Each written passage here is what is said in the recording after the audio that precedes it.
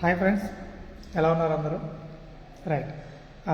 ముఖ్యంగా మన ఈ లైవ్లోకి రావడానికి ముఖ్య కారణం ఏంటిది అని అంటే, నేను మళ్ళీ చెప్తున్నా, మీలో ఎవరైతే బైబిల్ చదువుతున్నారో, అలా చదువుతున్న వారిలో ఎవరికైతే అర్థం కావట్లేదు, చదువుతున్న విషయాలు చాలా మటుకు అర్థం కావట్లేదు, వాటి గురించి మనం మాట్లాడుతాం, కొన్ని విషయాలు నేర్చుకుందాం, బలపరచబడదాం అనే ఉద్దేశంతో ఈ లైవ్ని మనం ప్రారంభించడం జరిగింది. ఇప్పటికే చాలా లైవ్లు అయితే చేయడం జరిగింది.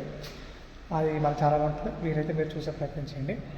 అలాగే ఎవరైతే బైబిల్ అర్థం కావట్లేదు అని అంటున్నారో, సో వాళ్ళు ఖచ్చితంగా ఈ లైవ్లోకి వచ్చే ప్రయత్నం చేయండి. కొన్ని విషయాలు నేర్చుకునే ప్రయత్నం చేద్దాం, లోతైన సంగతులు ఆలోచించే ప్రయత్నం చేద్దాం.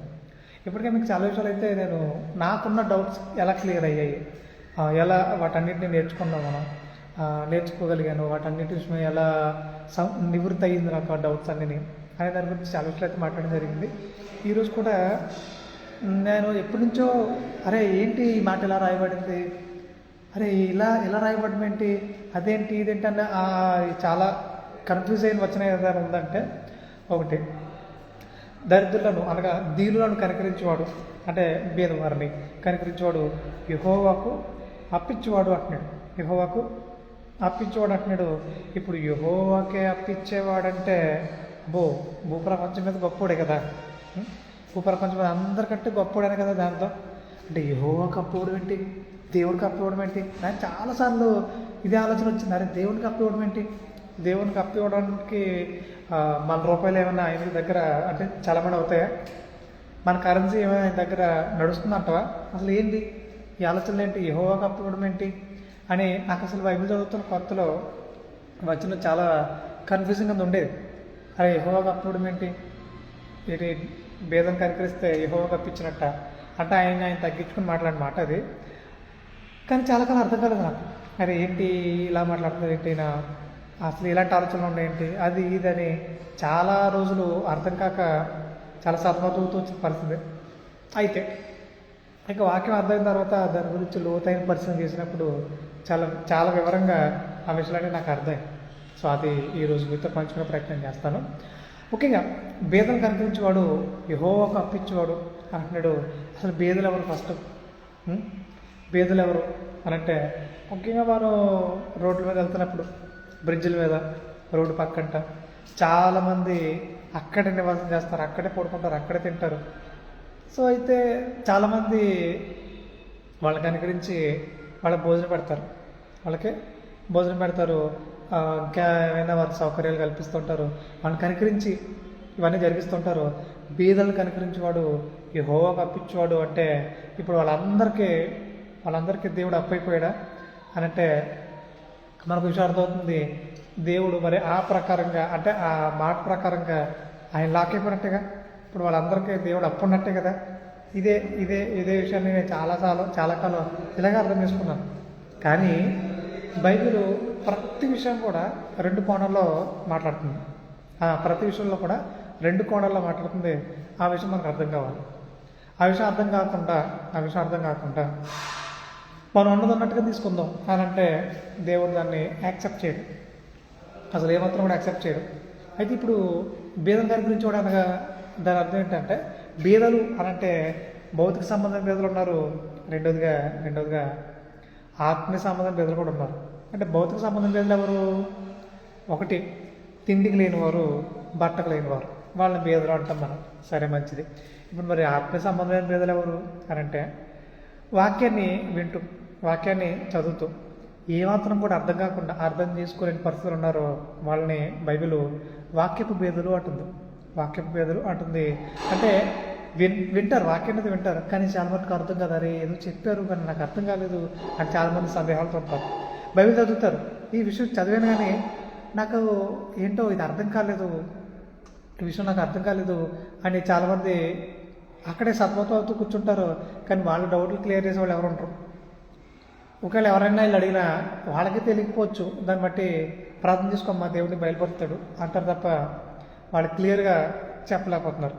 అంటే ఎందుకు చెప్పలేకపోతున్నారు, ఎందుకు ఈ విషయాలన్నీ వాళ్ళతో షేర్ చేసుకోలేకపోతున్నారు అంటే, ముందు వీళ్ళు తెలుసుకోవాలి కదా. ఫస్ట్ ఏ విషయం గురించి అయినా సరే ముందు బాగా తెలుసుకుని ఉంటే ఎదుటివారు చెప్పగలుగుతారు. వీళ్ళకే తెలియదు, వాళ్ళకే చెప్తారు. కాబట్టి మొట్టమొదటిగా నేను ఎప్పుడు చెప్పే విషయమే మళ్ళీ చెప్తున్నా, మీరు బాగా నేర్చుకోండి. అనేక మందికి నేర్పించేవారుగా అనేక మంది సందేహాలని నివృత్తి చేసే విధంగా మీరు ఉండగలుగుతారు. మీ దగ్గర వాక్యం లేకుండా ఎవరి సందేహాలను తీర్చగలుగుతారు? కాబట్టి ఇలా ఎప్పుడైతే మనం బలంగా నేర్చుకుంటామో అనేక మందికి చెప్పగలుగుతాం. సరే, రైట్. ఇక విషయంకి వచ్చేస్తే వాక్య సంబంధం భేదలు వాక్యం చదివిన అర్థం కాని పరిస్థితులు చాలామంది ఉన్నారు. మరి అలాంటి వారికి సరైన సత్యవాక్యాన్ని అందించడమే వారిని కనికరించడం అంటున్నాడు. బైబిల్ ప్రకారంగా వారిని కనికరించడం అంటున్నాడు. మరి ఇప్పుడు ఎంతమంది ఉన్నారు? ఇలా చాలామందికి వాక్యం అర్థం కావట్లేదు, చాలామందికి ఈ విషయాలు అర్థం కావట్లేదు. కాబట్టి నేనున్నాను, ఏమని నేనున్నాను, మీ అందరికి అర్థించడానికి నేనున్నాను అని బలంగా నిలబడి దానికోసం పోరాటం చేసి ఎవరికైతే అర్థం కాలేదు వాళ్ళందరితో కూర్చుని సమయాన్ని గడిపి వాళ్ళందరూ హృదయాన్ని సత్యంతో నింపాలనుకుంటారో వాళ్ళకి యెహోవా అప్పిచ్చిన వాడు అవుతాడట. యెహోవాకు అప్పిచ్చిన వాడు అవుతాడంట ఇతను. మరి యెహోవాకు అప్పవడం ఏంటి? మరి ఆయనకు అప్పవడం ఏంటి అని అంటే, ఇప్పుడు ఆ ప్రతిఫలాన్ని నేను ఊరికనే ఉంచుకోను, మర్చిపోను, నీకు బహుమానంగా పరలోకాన్ని ఇచ్చేస్తాను అని అంటున్నాడు. ఎవరైతే వాక్య సంబంధంగా ఇలా అనేక మంది సందేహాలను నివృత్తి చేయగలుగుతారో వాళ్ళందరికీ నేనేమాత్రం కూడా మీ అప్పు ఉంచుకొని పోయి ఏం చేస్తారు ప్రభు, మరి నేను బహుమానంగా గొప్పదైన పరలోకాన్ని ఇచ్చేస్తాను అంటున్నాడు. మరి ఈ విషయం అర్థమైతే చాలామంది ఈ విషయం అర్థం కాకే వాళ్ళ ఆలోచన విధానం ఎలా ఉందంటే, మనం ఎలా బ్రతికేసినా పర్వాలేదు, బాధ్యత తీసుకున్నాం కదా, మనం ఎలా బ్రతికినా పర్లేదు, మనకు నచ్చినట్టుగా ఉండొచ్చు. ఎందుకంటే బాధ్యత తీసుకుంటే ఆటోమేటిక్గా పరలోకం మందే. ఎవరు తీసుకెళ్తారు మన దగ్గర నుంచి పరలోకాన్ని అన్నట్టుగా చాలామంది ఇదే భ్రమలో కొనసాగుతున్నారు. ఇంకా కొంతమంది ఎలా తయారంటే క్రైస్తవులే వీళ్ళు ఇంటికాడ ప్రార్థన పెట్టించుకుంటూ ఉంటారు, సత్యం కూడా తెగ వినేస్తున్నారు. అంతే బాగుంది, బాగుంది అనుకుంటున్నాం. కానీ ఇక వాళ్ళ ఆలోచన విధానం ఎలా ఉందంటే, ఇవన్నీ చేయాలి, చేస్తున్నాం, అలాగే మాకు నచ్చినవి కూడా మేము చేస్తాం. అంటే ఇన్స్టాగ్రామ్లో కావచ్చు, రకరకాల ప్లాట్ఫామ్స్ అనే వాటిలో కావచ్చు, వాళ్ళకి నచ్చినట్టుగా వాళ్ళు ఫొటోస్ పెట్టుకుని, రకరకాల క్యాప్షన్స్ పెట్టుకుని, రకరకాల సినిమా డైలాగులు పెట్టుకుని, సినిమా పాటలు పెట్టుకుని, అంటే వాళ్ళకి నచ్చినట్టుగా బ్రతుకుతున్నారు. పైగా సత్యం వింటున్నాం, బైబిల్ చదువుతున్నాం. అలాగే మేము చేయాలనుకున్న పాపను కూడా చేస్తాం. మనం దేవుడి పని చేస్తే చాలు, పాపం చేసినా పర్లేదు అన్నట్టు బతుకుతున్నారు చాలామంది ఈ రోజున. మరి ఆ విధానం ఏమైనా బాగుందా? ఎలాగైనా దాన్ని దేవుడు ఆమోదిస్తాడా? అసలు ఎట్టి పరిస్థితులను ఆమోదించడు. ఒకటే తాటి మీద ఉండాలి మనం. ప్రభా, మీకోసం నమ్మకంగా నేను నిలబడతాను, కడ వరకు నిలబడతానని ఒక బలమైన నిర్ణయం మనలో కలగాలి. అలా కలగకుండా అటు ఉంటాను ఇటు ఉంటానంటే ఒక రోజున ఖచ్చితంగా దేవుడు నిన్ను పాదాలను గెంటేస్తాడు. ఎవరైనా సరే రెండు వైపులా ఉండడానికి మనకు వీల్లేదు. ఉంటే వెచ్చగా ఉండు, లేదంటే చల్లగా ఉండు అంటున్నాడు. అంటే నువ్వు కావాలంటే చల్లారిపో, క్లోజ్, మొత్తం కంప్లీట్గా దేవుడి నుంచి బయటకు వెళ్ళిపో, ఏం కాదు, నీకు నచ్చినట్టు బ్రతికాయి, తర్వాత లాస్ట్లో చచ్చిపోయిన తర్వాత తీర్పు ఉంటుంది, అక్కడ చూసుకుందాం అంటున్నాడు. లేదంటే వెచ్చగా అంటగా వేడిగా బ్రతుకు, దేవుని కోసం నమ్మకంగా బ్రతికే ప్రయత్నం చేయి అని అంటున్నాడు బైబిల్ గ్రంథంలో. అంటే మనకు విషయం అర్థం కావాలి. రెండు రకాలుగా బ్రతకడానికి, నువ్వు వెచ్చగా బ్రతకడానికి వీల్లేదు. ఒకవేళ బ్రతికితే ఏంటి అనంటే నీ ముఖం మీద ఉమ్మి వేయడానికి నా నోట ఉమ్ము ఉంది అంటున్నాడు. ఉమ్మేసేస్తాను అంటున్నాడు ముఖం మీద. అది అంత అవమానపడిన పరిస్థితి. అంటే నేను పరలోకానికి రానవాడు పాతాళాలను గెంటెత్తానని ఇండైరెక్ట్గా చెప్తున్నాడు. కాబట్టి ప్రియమైన వాళ్ళారా, రోజుకు మన ఆలోచన దాన్ని ఎలా ఉండాలంటే, తండ్రి నేను కోసం నమ్మకంగా బ్రతకడానికే బాప్తిసం ద్వారా మీరు అడుగు పెట్టారు. నేను నమ్మకంగా అడుగులు వేస్తాను, ఎక్కడ దారి తప్పిపోను, నమ్మకమైన అడుగులే నా మీద ఉంటాయని బలమైన నిర్ణయం మనం రావాలి. అలా కాకుండా మాకు నచ్చినట్టు బ్రతుకుతా అంటే దేవుడే మాత్రం ఆమోదించడు. ఇప్పుడు భేదం కలిగించేవాడు, యెహోవా కప్పించేవాడు అంటే, ఇదిగో ఇలా ఎవరైతే వాక్యం అర్థం కాకుండా, వాక్యం విన్న అర్థం కాకుండా, వాక్యం చదివిన అర్థం కాకుండా ఎంతమంది ఉన్నారు, వాళ్ళందరి హృదయాలు సత్యాన్ని నింపి బలమైన సాక్షులుగా మనం ఉండాలి. అప్పుడు యెహోవాకు అప్పించిన వారు అవుతాం. అనగా ఆ ప్రతిఫలాన్ని ఆయన ఉంచుకోడట. ఆయన తగ్గించుకుని మాట్లాడుతున్న మాట అది. ఆ ప్రతిఫలాన్ని ఆయన ఉంచుకోడట. మరి ఏం చేస్తా ప్రభు అంటే, నీకు బహుమానంగా పరలోకాన్ని ఇచ్చేస్తాను అంటున్నాడు. వాళ్ళని గొప్పదైన పరలోకం పొందుకోవాలంటే ఇది ఎంత చేయాలంటే, ఈజీగా పరలోకం రాదు అని చాలా క్లియర్గా చెప్తున్నాడు. నీకు ఆ గొప్పదైన పరలోకం కావాలి అని అంటే నువ్వేం చేయాలైనా, ఇదిగో వాక్య సంబంధమైన భేదాన్ని కనికరించాలంటాడు. మరి భౌతిక సంబంధమైన భేదాన్ని మీరు కనికరించరా అంటే ఎందుకు కనికరించరు? ఎంతోమంది క్రైస్తవులు ఉన్నారు, చాలామంది ఆకలి తీరుస్తున్నారు.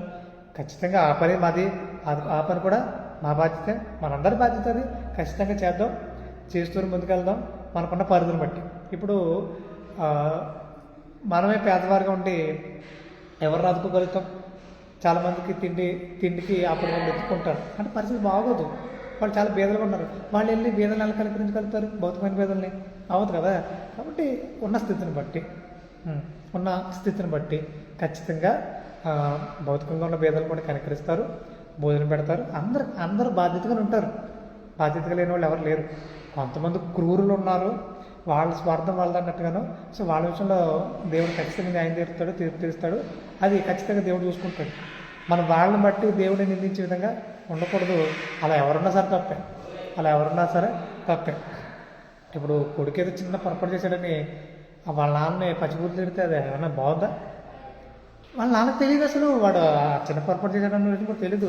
ఏమో అనుకోకుండా జరిగిపోయింది. అంత మాత్రాన వాళ్ళ నాన్నని పచ్చిబూతులు తిడతా ఉంటే ఏమనాలి అసలు? కాబట్టి అది బుద్ధిహీనత అవుతుంది. అట్లా చేయదు ఎవరు కూడా. ఇక రోజు రోజుకి వాక్యాలు మనకు బలంగా ఎదగాలని దేవుని చిత్తం అయితే రేపు కూడా ఇదే సమయానికి కొంచెం సమయం అట్టయినా ఖచ్చితంగా మనం మళ్ళీ మాట్లాడే ప్రయత్నం చేద్దాం. మరో అంశాన్ని తీసుకుని నాకున్న డౌట్స్ ఏవైతే ఉన్నాయో వాటన్నిటిని ఎలా నివృత్తి చేసుకోగలిగానో, ఎలా అనుమానాలన్నింటినీ క్లియర్ చేసుకోగలిగాను వాక్యాన్ని బట్టి, నేర్చుకోవడాన్ని బట్టి, మీరు ఎలా క్లియర్ చేసుకోవాలి, వాక్యాన్ని ఎలా నేర్చుకోవాలి, ఎలా చదవాలి అనే దాని గురించి వీలైతే దేవుని చిత్తం అయితే ఖచ్చితంగా రేపు మరిన్ని విషయాలు మాట్లాడే ప్రయత్నం చేద్దాం. ఇప్పటికైతే మాటలు ముగించేస్తున్నాను. ప్రార్థన చేసుకుందాం. పరిశుద్ధుని తండ్రి, ఇంత అద్భుతమైన అవకాశం కల్పించి శ్రేష్ఠ సంగతి నేర్పిస్తూ వచ్చిన మీరు రామమయం కలుగును గాక. ప్రభా, రోజు మరింత వాక్యాలను వర్ధిల్లుతున్నాయి. అనేకులకు ఆశీర్వాదకరంగా దీవెనకరంగా ఉండడానికి పరిశుద్ధాత్మ సాయకు అందించబడుకుంటూ ప్రాధిపడుతుంది. చదవరా నేను రక్షకుడునైనా క్రీస్తు శ్రేష్ఠ గౌతమ నామంలో ఈ ప్రార్థన మనం తండ్రి. ఆమె వందనండి. Thank you so much.